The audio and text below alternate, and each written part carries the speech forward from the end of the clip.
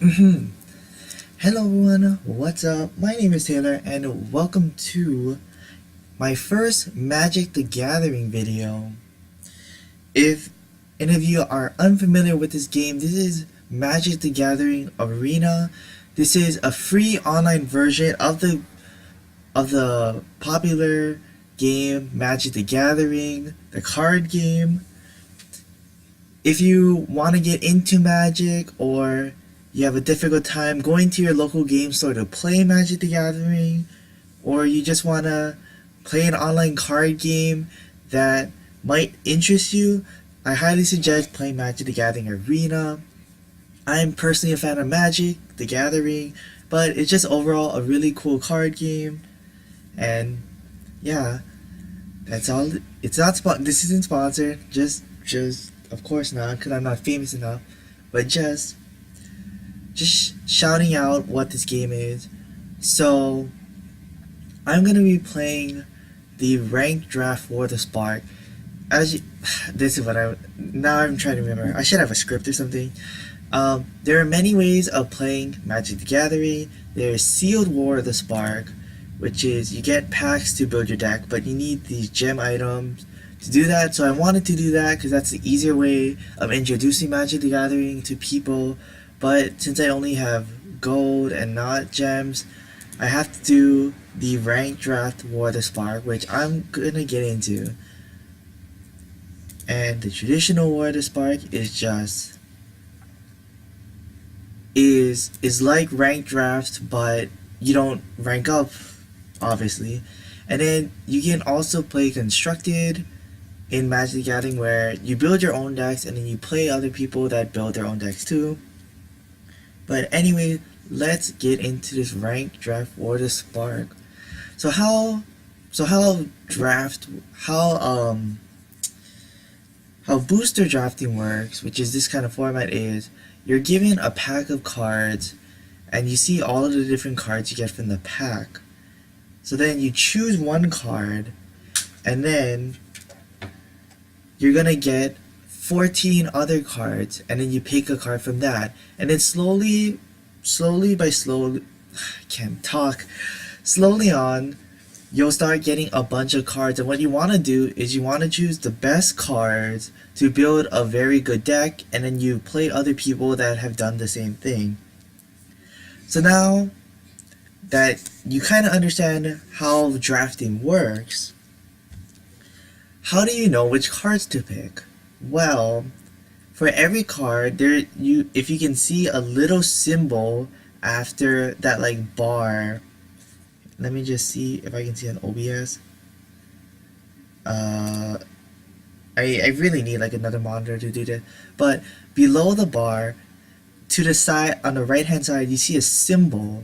Now there are 4 different colored symbols. There's the red symbol, which is known as Mythic Rare, and typically this is the card you want to pick because they're really powerful cards, and like the name suggests, it's very rare of getting that card, so you want to try to pick those.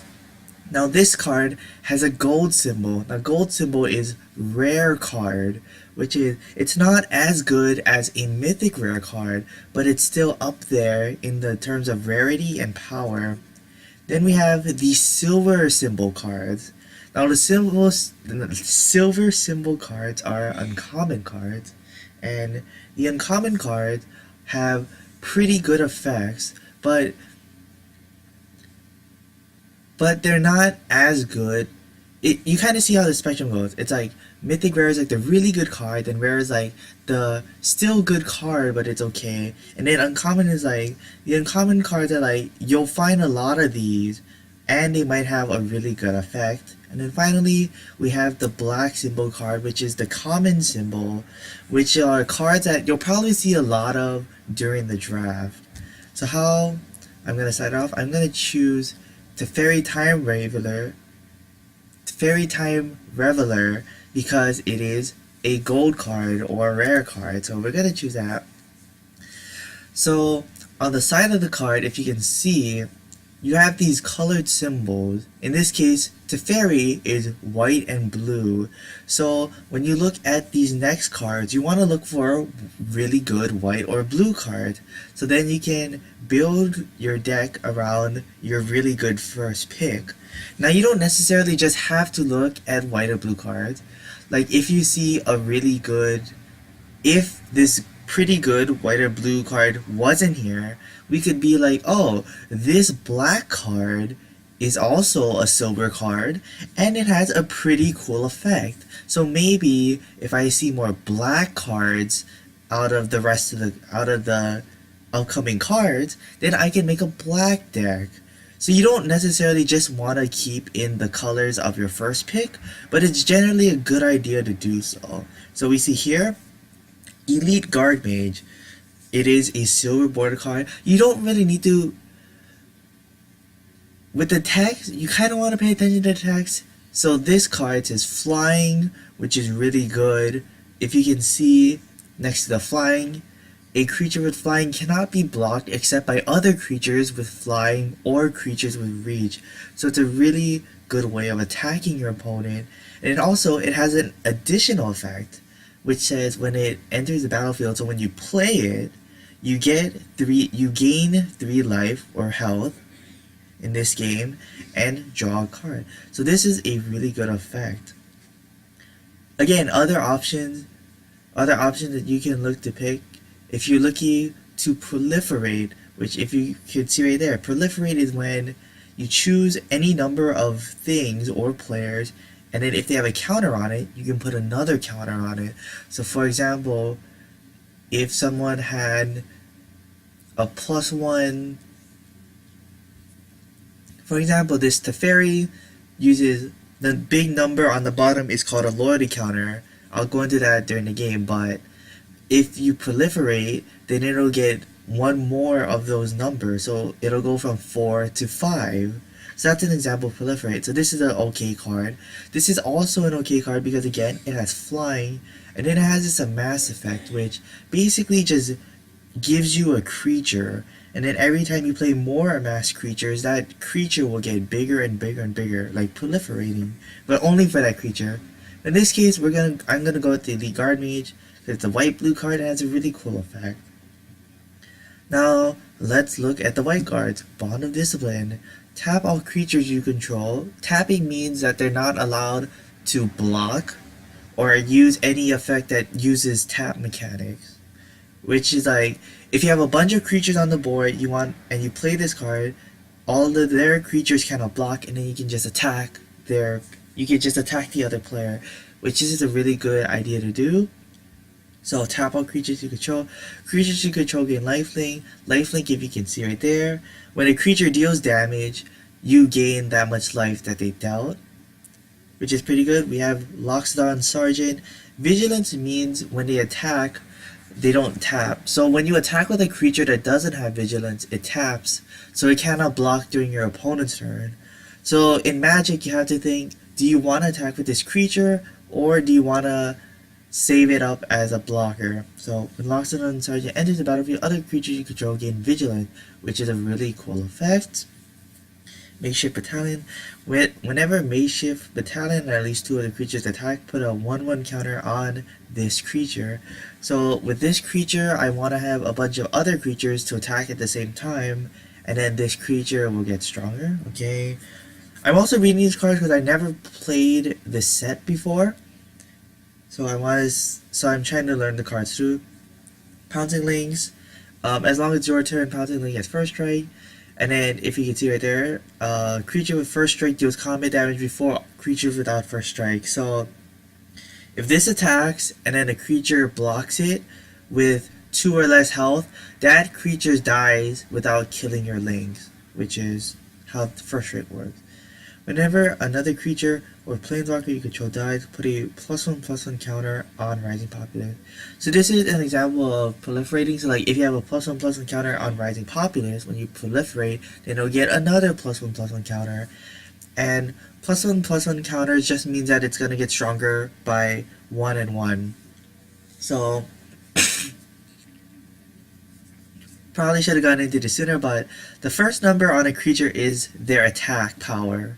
And then the second, how much damage they would deal. The second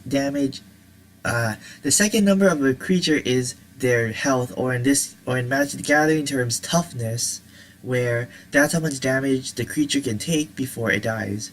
So I am personally going to choose Rising Populace because it's a good creature. If it stays on the board, it'll keep getting stronger and stronger if any of my other creatures die, and it doesn't really put. And then whenever they kill like one of these guys, my Rising Populace will get stronger. So I'm gonna choose this. Seems like a really good card. Now, do we see any other good cards besides white and blue?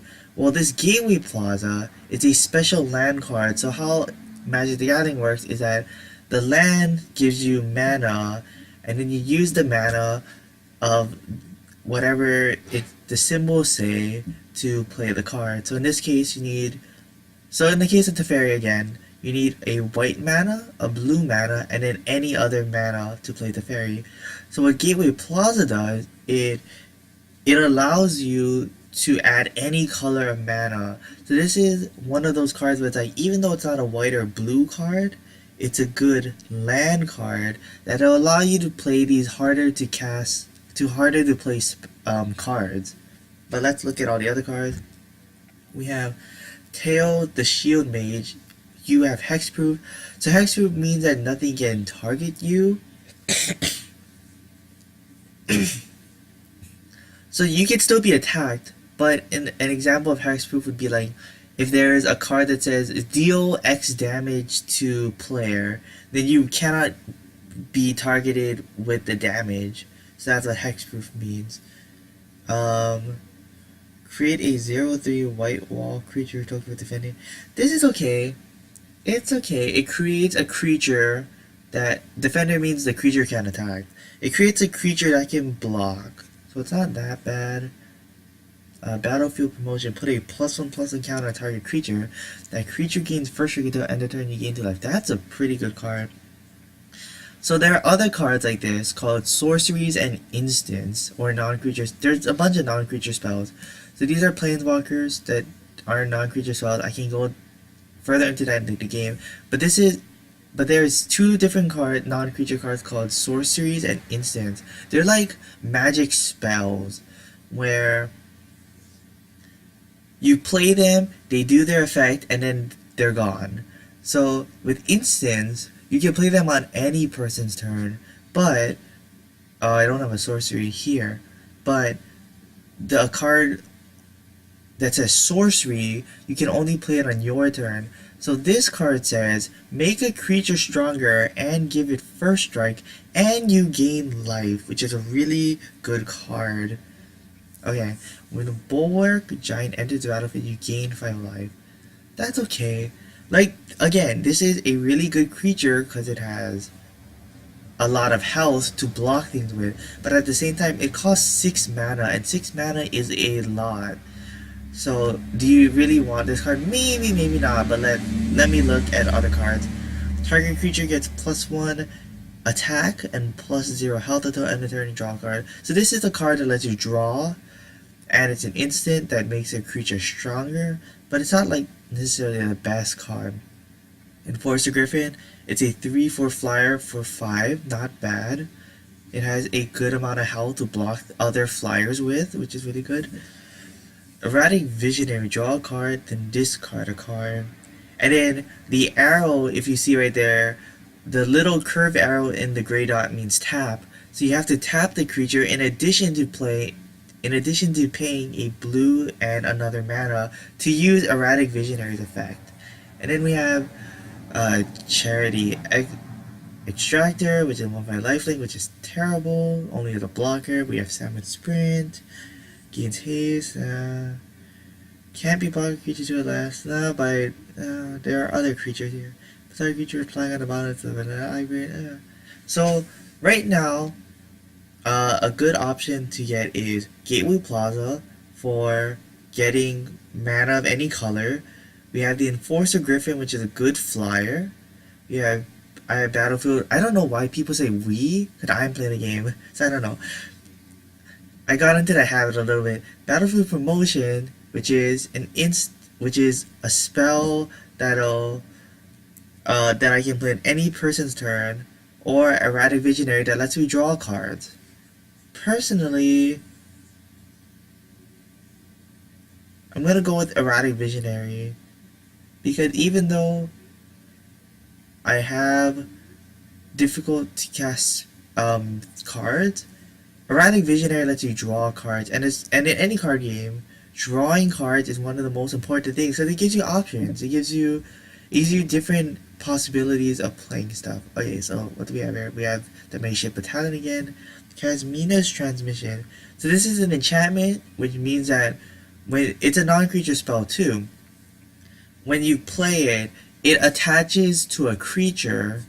There's other enchantment too that attaches to other things, but in this case, this enchantment attaches to a creature, and the creature loses all ability, and its attack and health are reduced to 1 and 1, which is really cool. So this is a sorcery. So sorceries can only be played on your turn. So this card is telling you for a blue mana and 3 other mana, it'll give you a creature that has 3 attack and 3 health. Or if you already have the army creature token, it'll make the creature token stronger by 3 attack and 3 health. So it's not that good. It's okay, it's not that good. And then we have Saheeli Silverwing. A lot of time artifact creature and artifact cards like this, they just have a number. That just means you can pay any type of mana to play it. So this is a 2 attack, 3 health flying creature that when you enter the battlefield, you can look at the top card of your target opponent's library. This card is okay, but like it doesn't do anything because you just get to look. Like you look at the top card of your opponent and you're like, oh, this is a really powerful card. I'm in trouble. Or oh, this is a land card. They don't have anything coming up, which it gives you information. But like if it's a really good card and you have no way of dealing with it, then it's like I mean I have a 2 attack 3 health flyer, but I mean that's it. I'm gonna go with Casmina's Transmutation. Other cards here, like this is a good red-green card.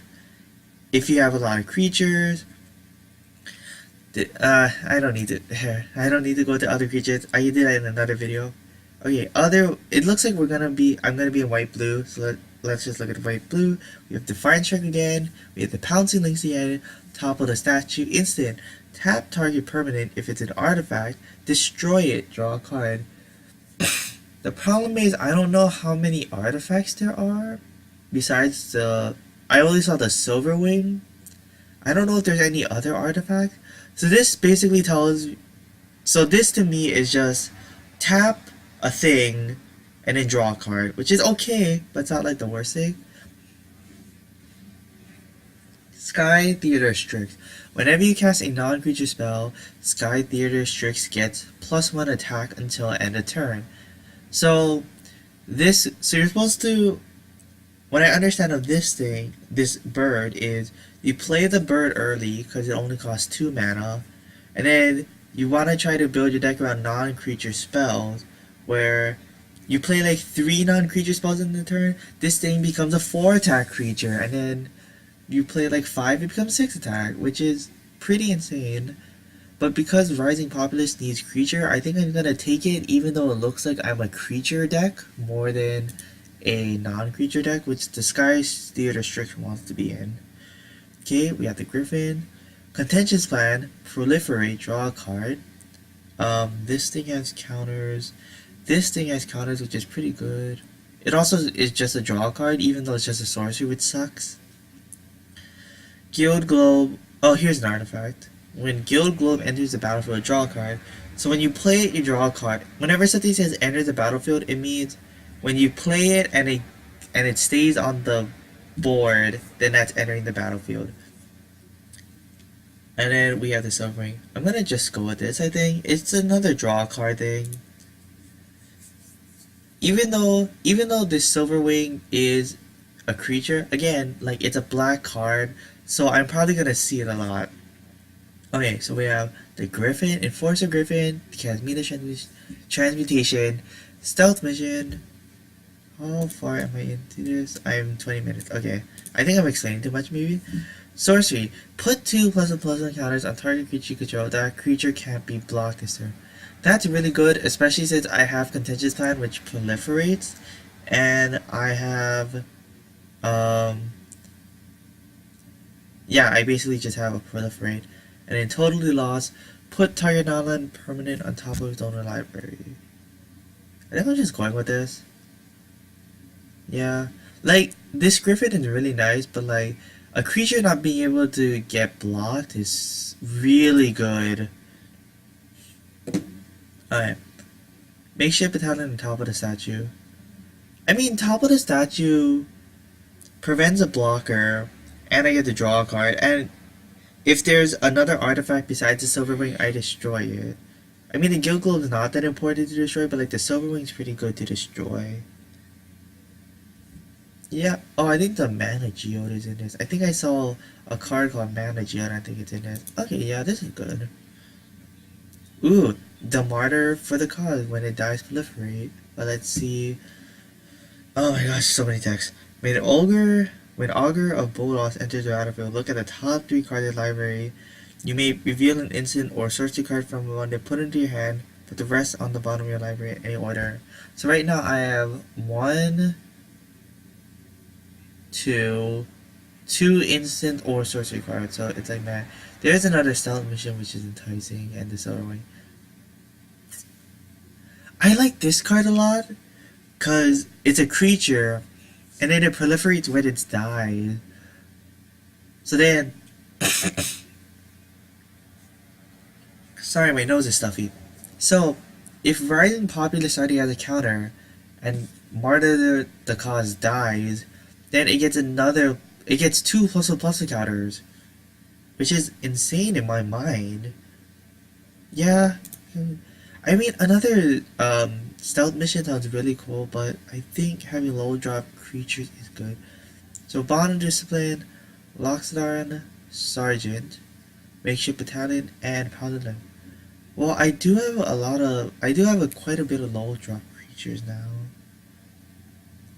I'm gonna choose a Makeshift Battalion. I kind of have a lot of low drop creatures. Defiant Strike, Bulwark Giant, and Battlefield Promotion. Again, going with Battlefield Promotion because it puts plus counters. It does a bunch of stuff, basically. Take the battalion, take the top of the statue. Now, when you draw the deck, you don't necessarily need... Oh, Firemind Vessels in this. Oh yeah, that would be a good card to destroy. So when you draft the deck, you don't...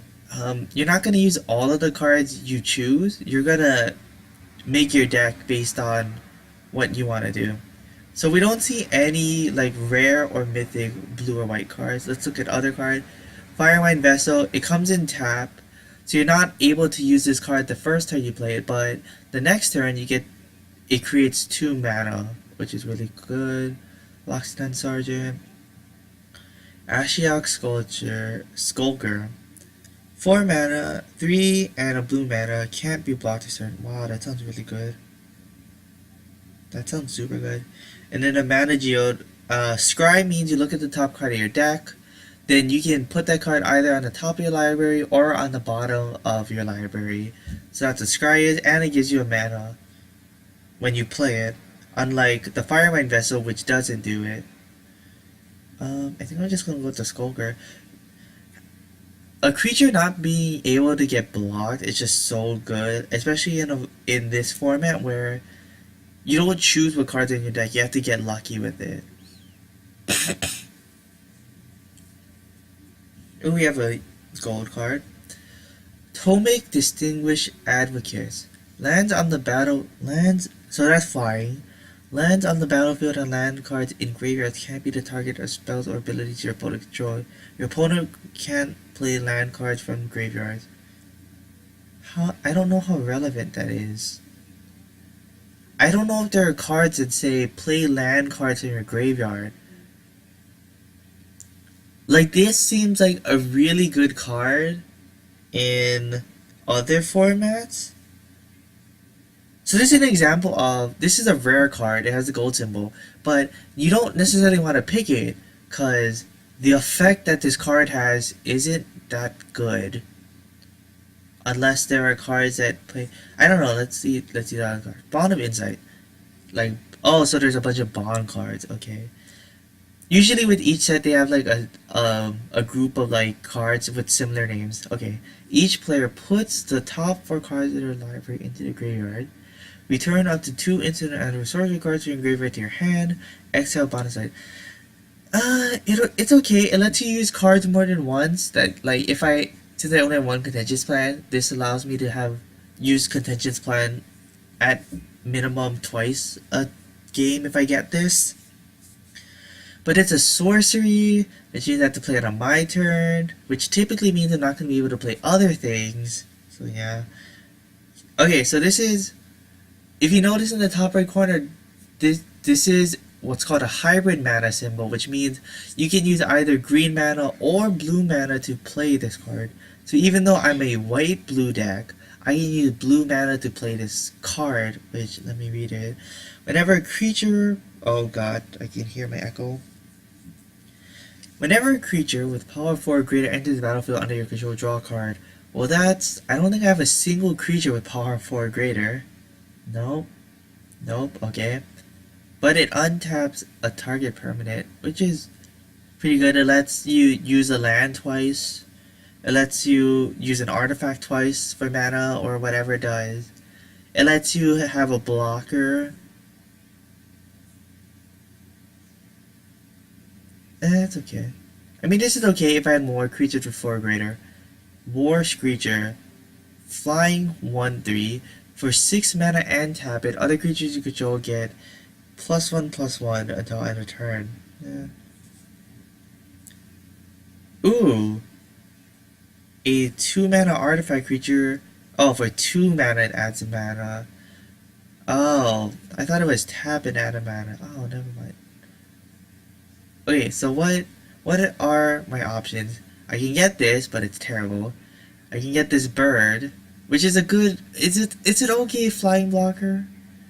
I can get a third top of the statue. But in this case, you don't really need.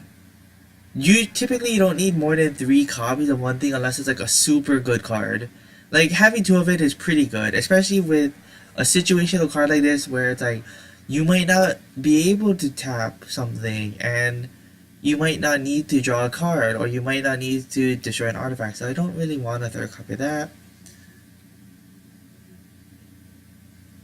Like none of these cards say play land from your graveyard. From your hand onto the battlefield tab. Yeah, none of these. I mean, this would be good if I was blue, green, white, but I'm only white, blue.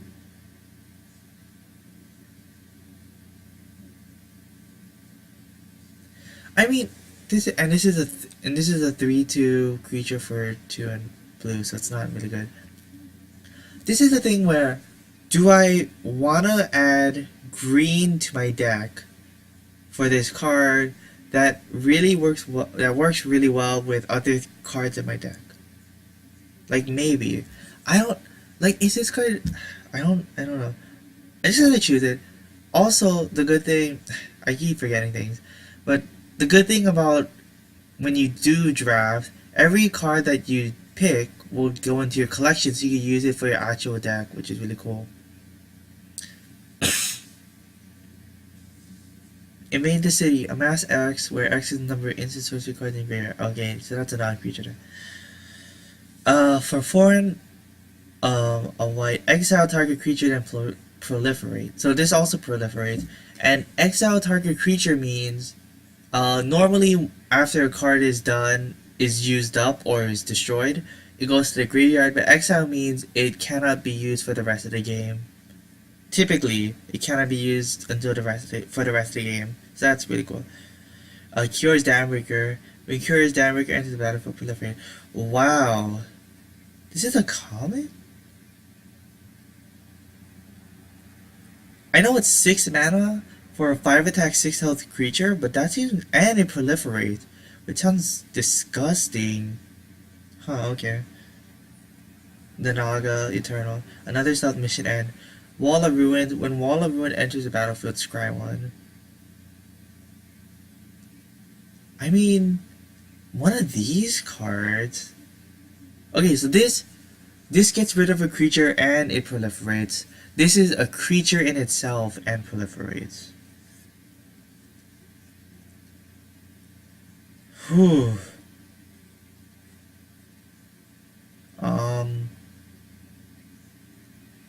I mean, I think I get rid of this one. I mean, I think I choose this one because it gets rid of a creature, and they both proliferate. And even though this is a really strong creature, if I just have a bunch of just more creatures on my field, on my board, then this is fine. Okay, this first game is gonna be pretty long. The first games are typically gonna be the first.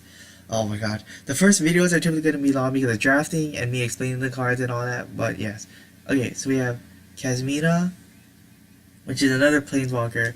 Spells your opponents cast that target a creature or planeswalker you control cost 2 or more to cast. So in Magic the Gathering, cast basically means play. So when you cast it, you play. When you're playing the card, you're casting the card. So that's what cast means. So if they have cards that target a creature or planeswalker, which this and Teferi are, though they're planeswalker if you cannot see the planeswalker, then they need to pay 2 more mana to use it. And then it creates a 2 wizard creature token, and then you draw a card and discard a card. Wow, that's a lot. Wow, why? Okay, sure. Interplanar Beacon. Whenever you cast a planeswalker spell, you gain a life. So at most, I would gain 1 life if I chose this. Adds a mana, pay 1, add 2 mana of any different colors, only can cast planeswalker spells with the mana. Okay, Pouncing Lynx, no escape. Counter target so counter is a mechanic where when a person plays a card, counter means the card doesn't get to work. So if I want to play, my opponent wants to play the Lynx. I have the mana for this. I play No Escape. That card goes to the graveyard and doesn't enter the battlefield, is what counter is. So that's what counter is. Basically, it's like a big no card where it's like, you want to play this thing? No, I counter it. That's what counter is. If that spell is countered this way, exile it instead of putting it into the graveyard. So again, exile meaning you're not probably going to be able to play the card again. And then scry 1, which is the scry mechanic. Spellkeeper Weird. 2 mana, sacrifice 2 mana tap. Sacrifice Spellkeeper Weird. Return target instant or sorcery card from your graveyard to your hand. So you get to use a card again. This is for 2 mana. Play this next turn or any other turn. 2 mana, sacrifice it to get an instant sorcery card. Okay, cool. Giant Growth, Iron Bully, Menace. So Menace means that you have to block the creature with 2 or more of your creature. So if the Iron Bully attacks, even if you have a 1 attack creature, you have to block with 2 creatures anyways because of the Menace. When Iron Bully enters the battlefield, put a +1/+1 counter on target creature. And then the Prism. I mean, this just seems dumb. This card seems like it does way too much. And with the Proliferate, okay, so let me explain how planeswalkers work real fast. Or try to. So the number in the bottom right corner is called the loyalty counters. And to use the ability, okay, so let's talk about Kasmina. So Kasmina has 5 loyalty counters. To use the ability that on the bottom next to the -2, you have to use 2 loyalty counters. And you can only use this ability on your turn and once per turn. So once a turn, you can -2 loyalty counters from Kasmina and do the effect. Blue wizard creature token, draw a card, and discard a card. When a planeswalker has 0 loyalty counters, it goes to the graveyard. So, with all of the cards that say proliferate, so as you can see right here, five loyalty counters. You can use the -2 ability twice, but then it's at one loyalty counter. So you're thinking to yourself, I cannot use the ability again. But no, with these proliferate cards, Casemiro will get another loyalty counter. So then you can keep using that effect. And to me, like, just thinking about all the proliferate cards, we saw this card, this card. Does this have any proliferate? No. This card and the like Leviathan thing, the Dam Breaker. Like this thing could like use its ability like 4 times in a game. Like this seems disgusting. We have Tail. We have the Augur Bola. Gideon Sacrifice. Choose a creature you control. All damage that would be dealt this turn to you and permanent you control is dealt to the chosen permanent instead. Interesting. Another Sky Theater Strix. Okay, how many non-creature cards I have? 1, 2, 3, 4, 5, 6. Planeswalker are not creature, they're non-creature spells. 7, 8, 9. I think I get a Strix. I mean, Augur Bolus lets me choose one of the things, but like this is just a creature. I think I just get a Strix. Okay, so Boar Giant Thunder Drake. Whenever you cast your second spell each turn, put a +1/+1 counter on Thunder Drake.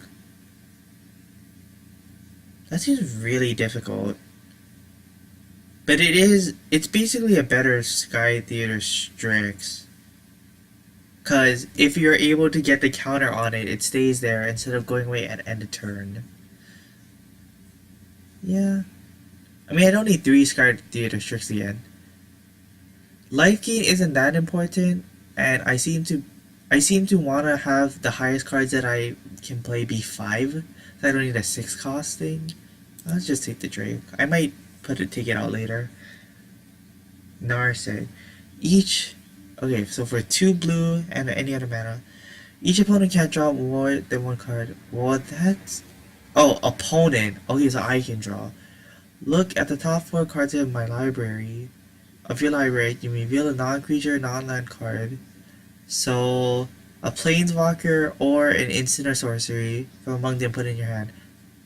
That seems gross. Why are all of these blues playing... Sorry, I put my hand over my mouth. All of these blue Planeswalkers seem disgusting. Okay, what? We have Ironclad Crow Ward. 2 attack, 5 health creature. Yeah. Casemiro Transmutation, Lost Dark Sergeant, and Relentless Fire. Yeah, just take the Planeswalker. I'm just gonna put Augur Bolus in my deck, but I'm probably gonna take it out. Firemind Vessel is okay. So this is a sideboard. So in real life, you play games 2 out of 3, but with Magic the Gathering Arena, you only play best of ones, which means if you win the game, you win the game. If you lose the game, you lose the game. And then after 3 losses, then you get your prize for how many wins you get. So like the sideboard here is basically what cards you don't want to play. That's basically what the sideboard is. So in this case, like I can put the Augur Bolas here. I can put the Thunder Drake here. So I have 20. So I picked 23 cards, but essentially I want 20 of them to be in my deck. So at this point, I don't like any. I don't need a 3rd Top of the Statue again, and I don't like this Naga Eternal. So now I'm looking like what cards do I want for my collection. This beast looks cute. On that target creature gain +1. I'll just take the creature.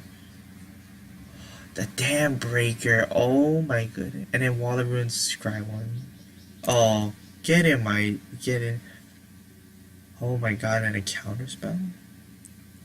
This puts a +1/+1 counter on something though. But I mean a counter spell. Yeah. Yeah. I'm just gonna take this from my collection. It seems nuts in a red deck. Okay, sideboard. So you get 3 packs, so this is the last one. Parhelion 2, Flying First Strike Vigilant, well it's 8 mana, 6 into white. Whenever Parhelion 2 attacks, create 2 4/4 white angel creature tokens with flying and vigilance that are attacking, crew 4. So if you can see the crew mechanic there, tap any number of creatures you control with total power 4 or more. So for example, if I have Kyor's Dambreaker on my battlefield, I can tap Kyor's Dambreaker, crew the Parhelion 2 so it can attack. And just so you know, the Parhelion 2 cannot attack or block even without doing this. So it's an 8 mana, tap 4 creatures, or tap at least 4 attack with the creatures to attack with a 5/5, and then it gets 2 4/4 angels. But then you get the angels. But then you get the angels afterwards, and then the angels can just attack. And the angels can crew the thing. Oh, this seems pretty good. But it's like really difficult to cast because it's 8. Another Elite Guard Mage. Charmstray. When Charmstray enters the battlefield, put a +1/+1 counter on each other creature you control named Charmstray. So if you have Charmstray the deck, you can make everything gets +1/+1. Okay. Law of Enforcer, 1 mana, tap target creature with converted mana cost 2 or greater. So converted mana cost 2, converted mana cost just means when you look at a card, how many symbols are in the top right corner of the card, that's the converted mana cost. So this, for example, Contentious Plan has a converted mana cost of 2. So for 1 mana, tap target creature with 2 converted mana cost 2 or greater. I mean, this is just a good card. It's pretty easy to cast, and it does a bunch of things. But this is like, if you get to play this and it lives and you get to attack with this, like, you win the game. But it's so cool. Like, that border around it looks so cool. Oh, I want to pick it so badly. But this is just a better card. I'm just gonna choose. It's a more consistent card, Like, Parhelion 2 is so good if you get it, but no, I don't want to be greedy. Thunder Drake, Defiant Strike, Harley's Raptor. When Harley's Raptor enters the battlefield, proliferate. I fired green. If I want to put green mana, but it's only for this card. I'll choose it. I'll put it in my sideboard for now. Maybe if I find a Gateway Plaza. Ashiok. Spells and abilities your opponent controls can't cause their opponent to search the library. Holy shoot! What? Cards cannot... Target player puts the top 4 cards of the library into the graveyard, then exile each opponent's rare. What? Put cards from their deck. So another way of winning the game, if you don't reduce your opponent's health to 0, is if they try to draw for the turn. Every turn you draw a card. If they try to draw for the turn and they can't draw a card, then they lose. So you put 4 cards from their deck into the graveyard, and then it just gets rid of it. What? Holy shit. Law of Rune Enforcer. Another No Escape. And then a bunch of other cards. This... Okay. Yes. Another Elite Guard Mage. Holy shit. Okay. Grateful Apparition. Grateful Apparition deals combat... What the... When this deals damage to a player or planeswalker, proliferate? That seems awesome. That... A third Elite Guard would be great, but this card seems amazing.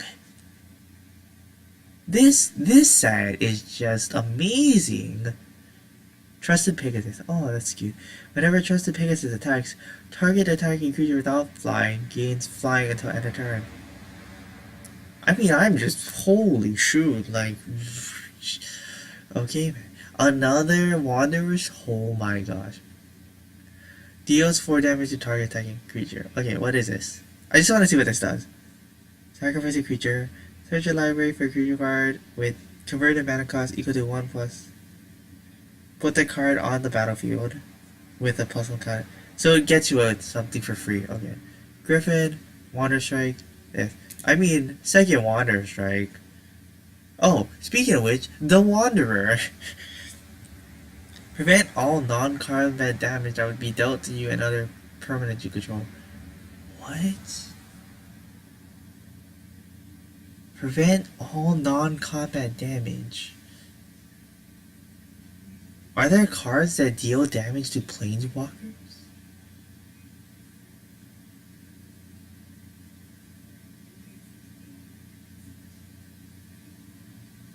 I mean, if there are, I guess so.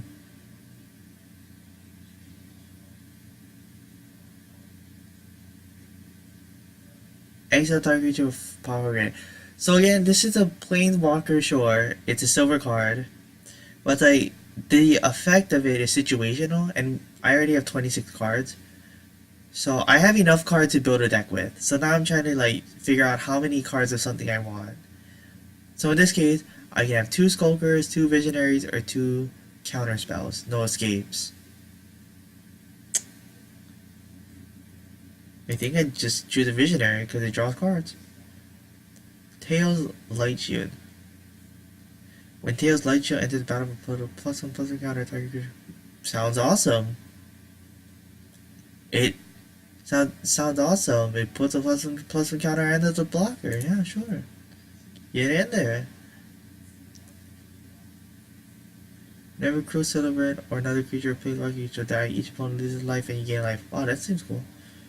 Another stealth mission. Yeah, get in there.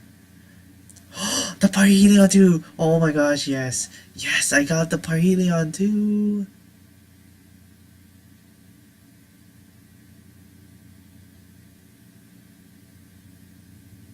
I'm gonna consider Gilglow because it draws a card. It draws a card, and if I need them, if I don't have 2 white or a white and a blue to cast these other cards, like Gilglow will let me do that. Wait, can I cast anything with it? Yeah, I can. Okay, yeah, I'm gonna put the Gilglow there. I don't want this. Discard all the cards in your hand, then draw that many cards +1. You gain life equal to the number of cards in your hand.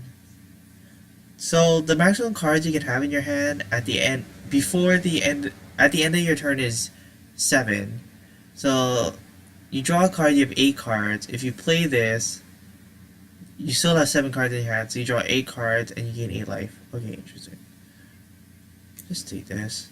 Since that's never deck. Just get another battlefield promotion, I guess.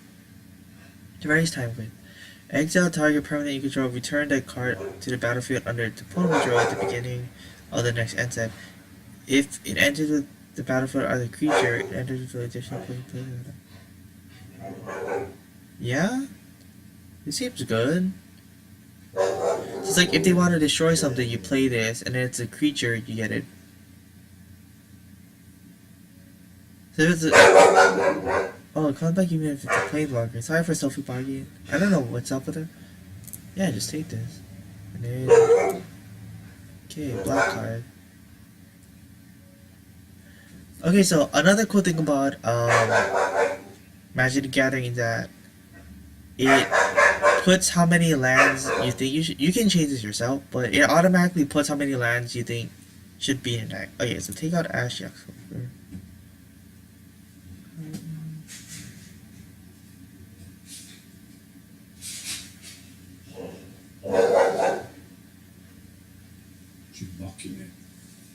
I don't know. Take out the battalion. I have a lot of non-creature spells now, though this seems disgusting. Yes? Okay. Well, I guess this will just be a draft video, and I can just do the actual game in another one. Take out Tomic. Well, let me make the deck first. Okay. Take out these two.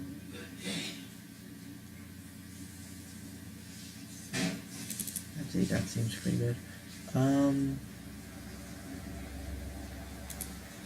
Maybe not need Kevin Invitation.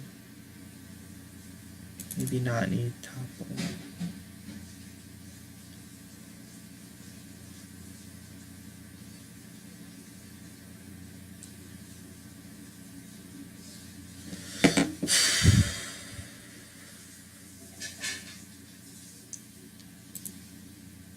Okay, first, change sleeves to that. How do I see how many creatures? 11 creatures.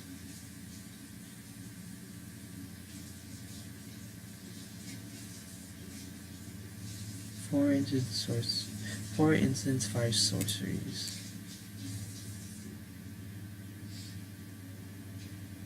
So what are my sorceries? Intention Spine, Battlefield Promotion. The various time twists.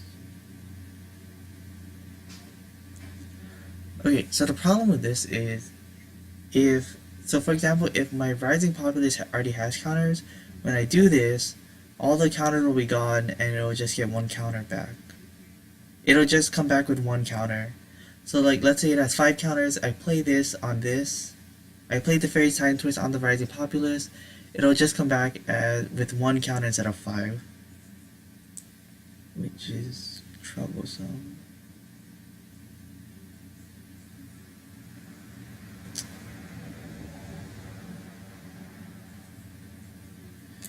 No other things proliferate, right? Yeah, okay. I need to get rid of 2 more cards.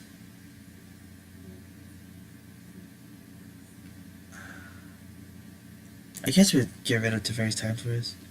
I guess if something's gonna die, it's gonna die. And like, the Fairy's Time Twisting, the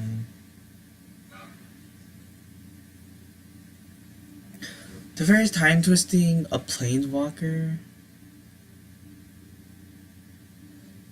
doesn't seem that good. Actually, no, it does seem good. Like, just this ability, like, as long as it's on the battlefield, it has this ability, seems really good. Okay, so what? This is such an iffy card, but I want to play it so badly. Okay, what is +1/+1 counter? This thing can give, this thing proliferates. Okay, so this thing gives, this thing gives, this thing gives, this thing gives.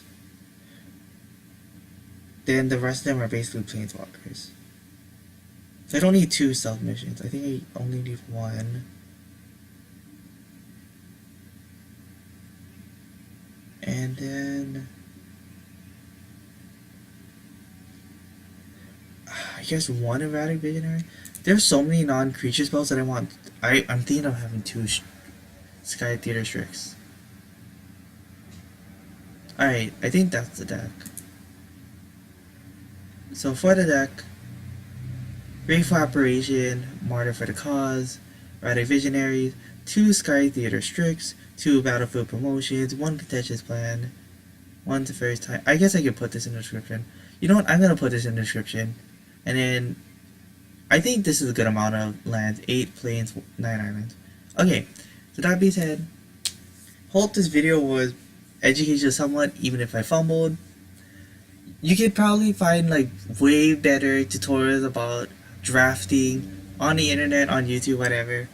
But I hope in the next video, I'm gonna play some games and I'm so excited about it. But with that being said, thank you for watching. I hope you guys enjoy. Until next time, goodbye.